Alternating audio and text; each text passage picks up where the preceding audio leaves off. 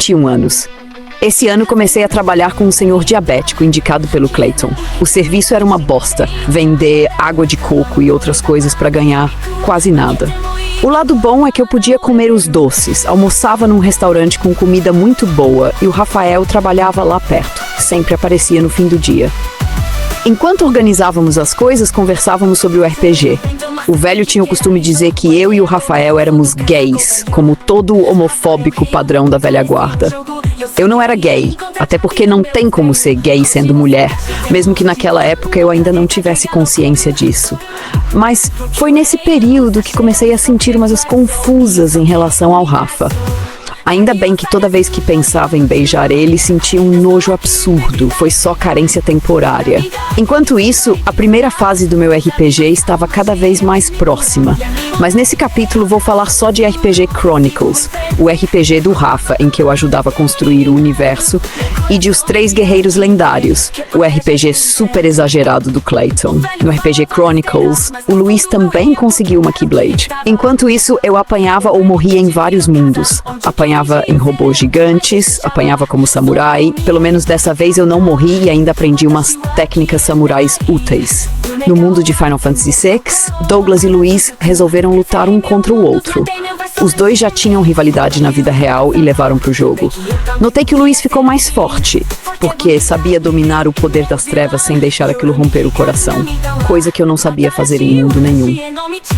Nesse momento, eu disse tanto no jogo quanto fora dele. Eu quero ser do mal! Você não pede pra ser maligno, você simplesmente é! Respondeu o Luiz antes de atacar o Douglas com sua Keyblade, a linda Oblivion. Dentro do RPG ninguém riu, mas fora, em off, como a gente chamava o mundo real, todo mundo caiu na gargalhada. Clayton ficou meia hora rindo, e pra piorar, eu ainda falei umas besteiras sem pensar que as mentes maldosas transformaram em piada de duplo sentido. Foi nessa época que Clayton me apresentou a Raíssa, sua prima Letícia e a Stephanie. Muito gata, mas mega racista. Todos nós, sem exceção, tínhamos queda por garotas bem mais novas que a gente. Clayton tentou ficar com a Raíssa, mas acabou perdendo para Rafael. Ele, mesmo com a diferença de idade, não rejeitou. Todos nós éramos nerds. Tirando Douglas, que namorava Liliane, todos tínhamos vontade de ficar com alguém do grupo. Meu lado não monogâmico gritava, mesmo sem eu saber o que era isso ainda. Naquele ano, eu e Rafael começamos aulas de japonês básico e de desenho de mangá com o professor Carlos, um homem de quase 50 anos, mas com a maturidade de um adolescente de 15. Havia mais alunos, mas quem mais me chamou a atenção foi a Lorena e seus seios super fartos. Aprendi a desenhar meus próprios personagens, não só copiar. Mas no ano seguinte, larguei o desenho de vez. Parecia que eu estava regredindo, então preferi parar. O único que deu certo na área foi meu irmão mais novo, Eric. Anos depois ele virou tatuador. Agora sim, o RPG de Clayton, Os Três Guerreiros Lendários. O mundo do jogo parecia uma mistura de Dungeons and Dragons com insanidade pura. Classes absurdas, batalhas exageradas, tudo uma grande bagunça épica. Meu personagem era Riku Kusanawa, um nobre loiro e obeso, metido com uma voz igual a do Mickey Mouse. Tinha também o Ciel, um garoto órfão criado nas ruas, que o Rico chamava de garoto pobre do mato. O personagem do Igor se chamava Raikou, e era forte só por pura sorte nos dados. E pra fechar, Bird, um garoto inspirado no Gohan criança, que tinha a mesma voz e só sabia chorar. Estudávamos na Academia Lendários para aprender a dominar nossos poderes. Mas a real é que a gente mais apanhava do que aprendia.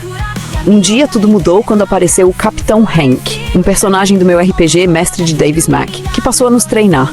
Ele vivia quebrando a quarta parede de um jeito cômico e genial. Enquanto isso, fora do RPG, o mundo real seguia. Foi o ano em que conheci o K-pop por causa da deusa Hyuna, uma coreana absurdamente sexy que me inspirou a criar Stella, uma personagem da nova Organização 3. Ela usava magia e sedução, uma bruxa vinda do universo de Soul Eater, irmã de uma das vilãs do anime. Também criei a história de origem de Slifer Kicks, um personagem que já existia, mas estava incompleto. A inspiração veio de um dia em que estávamos ouvindo Michael Jackson na casa da Liliane. O Luiz era fanático por ele e eu soltei a frase: "Mestre Slifer é foda!" A gente costumava chamar o Luiz assim. No RPG, Sliferx estava nos espionando pela janela, e viu Luiz imitando Michael Jackson. Por ser um personagem de inteligência limitada, acabou adotando o nome Sliferx, acrescentando o X sem nem ser um nobody. Virou fã de Michael, quer dizer, de Slifer. Nesse ano também conheci os doramas japoneses. Ainda ia demorar para eu me apaixonar pelos K-dramas. E assim terminou o ano de 2011. Reprovei no EJA, mas não liguei. Nada de importante estava lá. Minha busca pela Keyblade continuava, assim como a busca de me entender de verdade e descobrir o motivo do meu azar incomum. Poema, Keyblade interior. Busco a chave, não para abrir portais, mas para destrancar o que me trava. Sou a lâmina que corta o tempo. Sou o erro que insiste em viver. Cada queda me forja, cada riso me rasga, cada mundo inventado me devolve um pedaço que perdi. No fim, não é a Keyblade que me escolhe. Sou eu que me forjo para merecê-la.